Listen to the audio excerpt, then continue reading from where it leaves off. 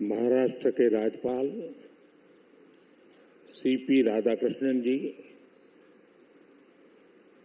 महाराष्ट्र के लोकप्रिय मुख्यमंत्री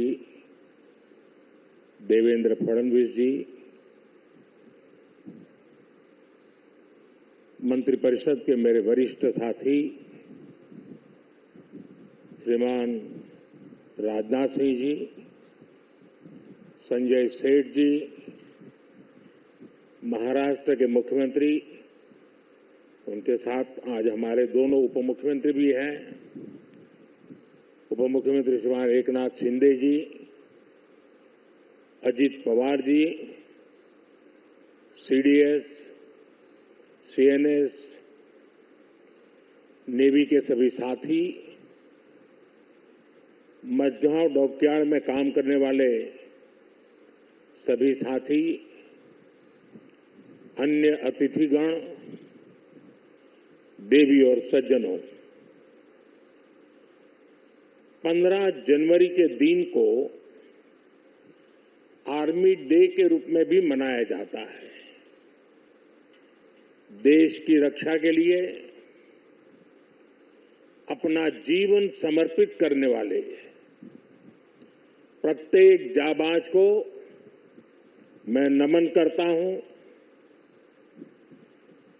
मां भारती की रक्षा में जुटे हर वीर वीरांगना को मैं आज के दिन बधाई देता हूं। साथियों, आज भारत की समुद्री विरासत नेवी के गौरवशाली इतिहास और आत्मनिर्भर भारत अभियान के लिए भी बहुत बड़ा दिन है। छत्रपति शिवाजी महाराज ने भारत में नौसेना को नया सामर्थ्य दिया था, नया विजन दिया था।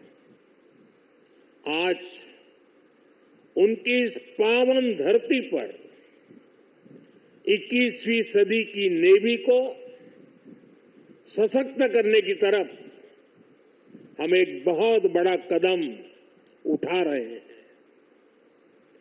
ये पहली बार हो रहा है जब एक डिस्ट्रॉयर, एक फ्रिगेट और एक सबमरीन, तीनों को एक साथ कमीशन किया जा रहा है।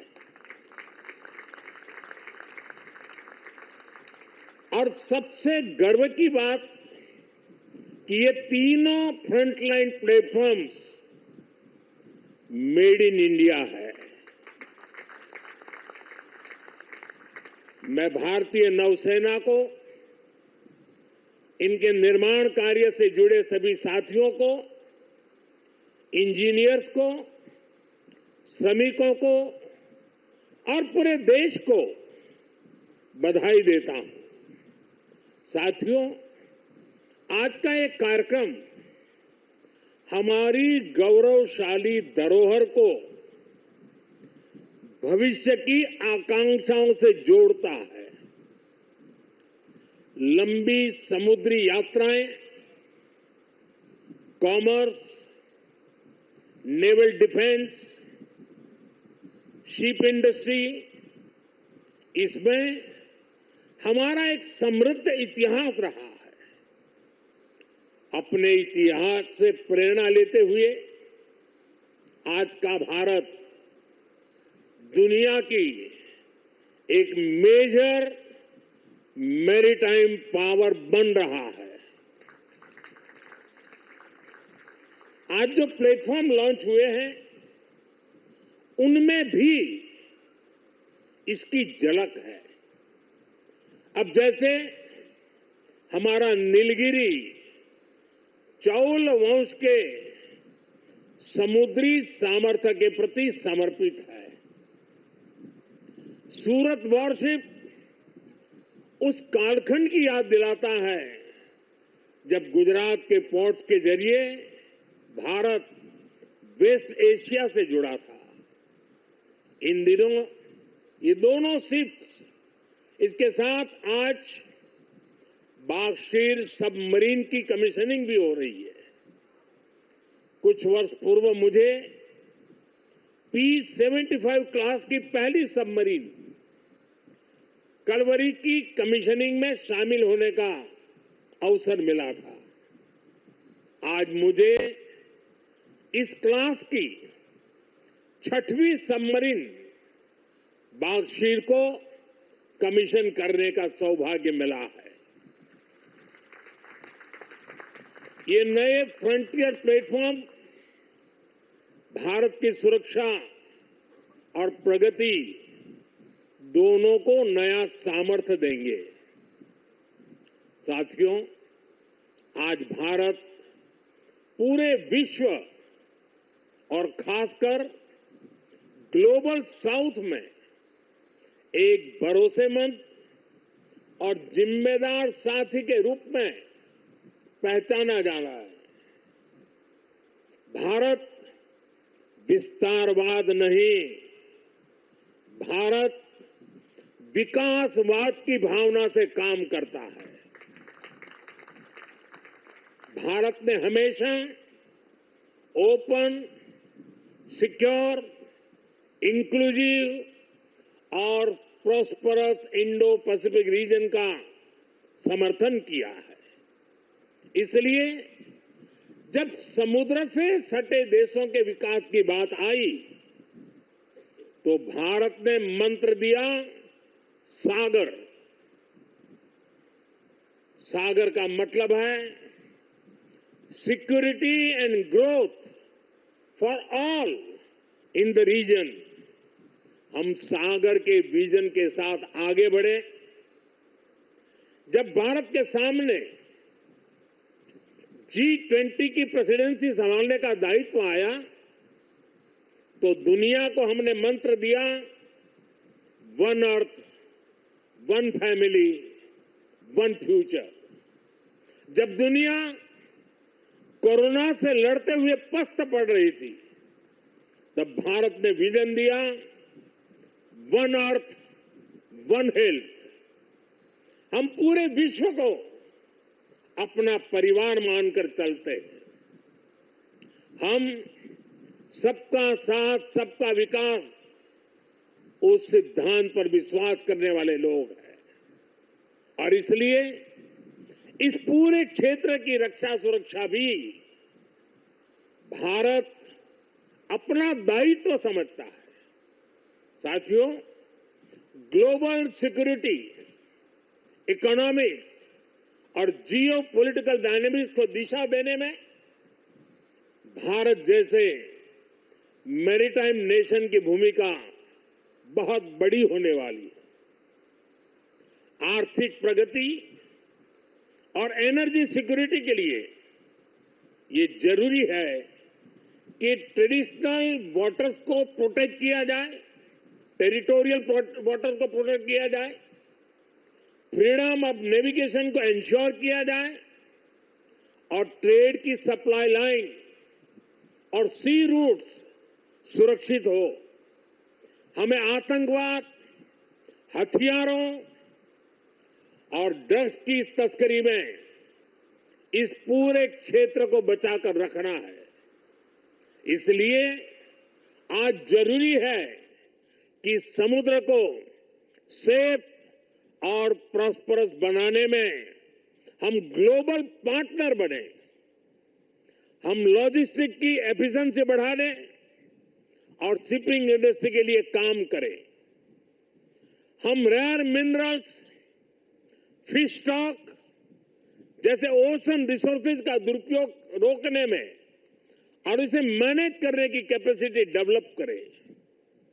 हम न्यू शिपिंग रूट्स और सी लेन्स पर अब कम्युनिकेशन को खोजने में इन्वेस्ट करें। मुझे खुशी है कि आज भारत इस दिशा में लगातार कदम उठा रहा है।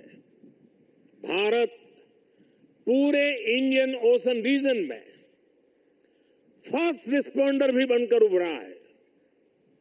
बीते कुछ महीनों में ही हमारी नौसेना ने सैकड़ों जानें बचाई हैं।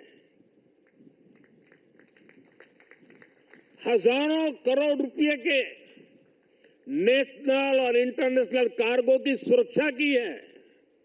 इससे दुनिया का भारत पर भरोसा बढ़ा है, आप सबके कारण बढ़ा है, और इसलिए मैं आज आप सबका भी अभिनंदन करता हूं। भारतीय नौसेना, कोस्ट गार्ड, उन पर यह लगातार भरोसा बढ़ता जा रहा है। आज आप ही देख रहे हैं, आसियान हो, ऑस्ट्रेलिया हो, गल्फ हो, अफ्रीका के देश हो, सबके साथ आज भारत का आर्थिक सहयोग लगातार मजबूत हो रहा है।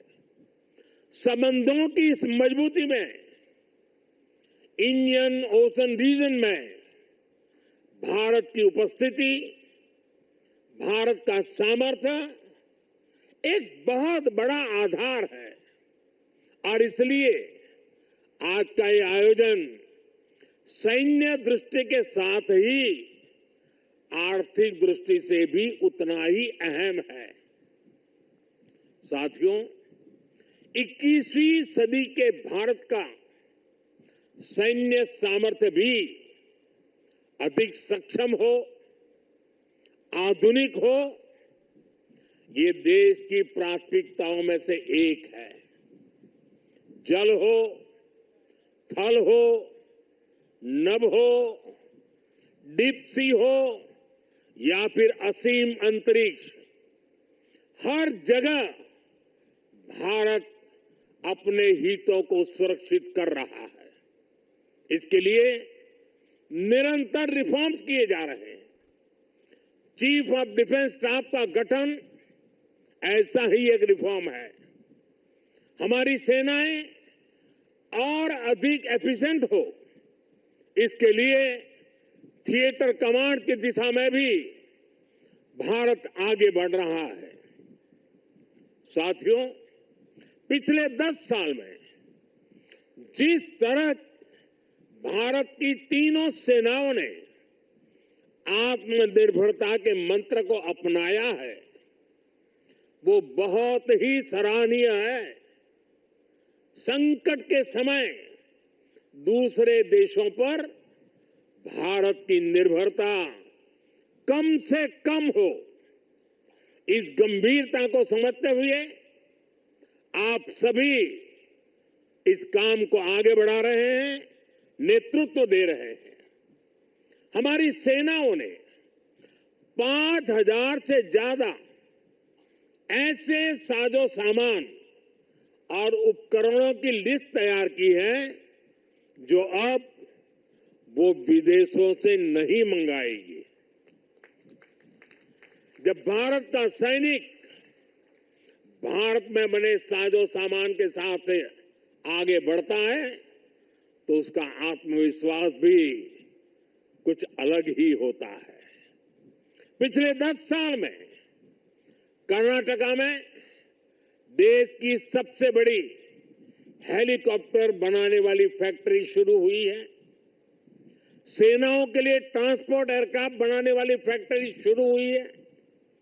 तेजस फाइटर प्लेन के भारत की साख को आसमान की नई ऊंचाई पर पहुंचाया है। यूपी और तमिलनाडु में बन रहे डिफेंस कॉरिडोर्स डिफेंस प्रोडक्शन को और गति देने वाले हैं। और मुझे खुशी है कि हमारी नेवी ने भी मेक इन इंडिया अभियान का बहुत अधिक विस्तार किया है। इसमें मझगांव डॉकयार्ड के आप सभी साथियों की भी बहुत बड़ी भूमिका है। पिछले 10 साल में नेवी में 33 शिप्स और 7 सबमरीन्स को शामिल किया गया है। इन 40 नेवल वेसल्स में से 39 भारतीय शिपयार्ड में ही बने हैं।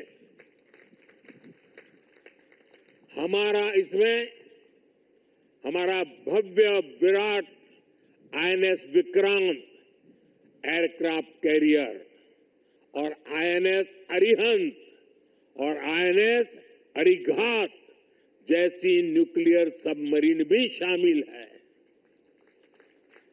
मेक इन इंडिया उसको ऐसी गति देने के लिए मैं देश की तीनों सेनाओं को हृदय से बहुत बहुत बधाई देता हूं। आज भारत का डिफेंस प्रोडक्शन 1.25 लाख करोड़ रुपए से ज्यादा हो चुका है। हम 100 से ज्यादा देशों को डिफेंस इक्विपमेंट एक्सपोर्ट कर रहे हैं। मुझे विश्वास है आपके सहयोग से आज भारत तेजी से अपने डिफेंस सेक्टर का कायाकल्प करके दिखाएगा। साथियों, मेक इन इंडिया से भारत की सेनाओं का सामर्थ्य बढ़ने के साथ ही आर्थिक प्रगति के नए द्वार भी खुल रहे हैं। जैसे एक उदाहरण शिप बिल्डिंग इकोसिस्टम का है। आप में से बहुत से लोगों को पता होगा, एक्सपर्ट भी कहते हैं शिप बिल्डिंग में जितना इन्वेस्ट किया जाए उसका 2 गुना पॉजिटिव इंपैक्ट इकोनॉमी पर पड़ता है। यानी अगर हम शिप बिल्डिंग में 1 रुपये लगाते हैं तो इकोनॉमी में 1 रुपया 82 पैसे के आसपास सर्कुलेशन होता है। अब सोचिए, अभी देश में 60 बड़े शिप्स अंडर कंस्ट्रक्शन है। इनकी वैल्यू 1.5 लाख करोड़ रुपए के आसपास है। यानी इतना पैसा लगाने से करीब 3 लाख करोड़ रुपए का सर्कुलेशन हमारी इकोनॉमी में होगा और रोजगार के मामले में तो इसका 6 गुना मल्टीप्लायर इफेक्ट होता है। जहाजों का ज्यादातर सामान, ज्यादातर पार्ट्स देश के एमएसएमई से ही आता है। इसलिए अगर 2000 वर्कर एक जहाज बनाने के काम में लगते हैं तो दूसरी इंडस्ट्री में जो एमएसएमई सप्लायर है उस एमएसएमई सेक्टर में करीब 12,000 रोजगार बनते हैं। साथियों, आज भारत दुनिया की तीसरी बड़ी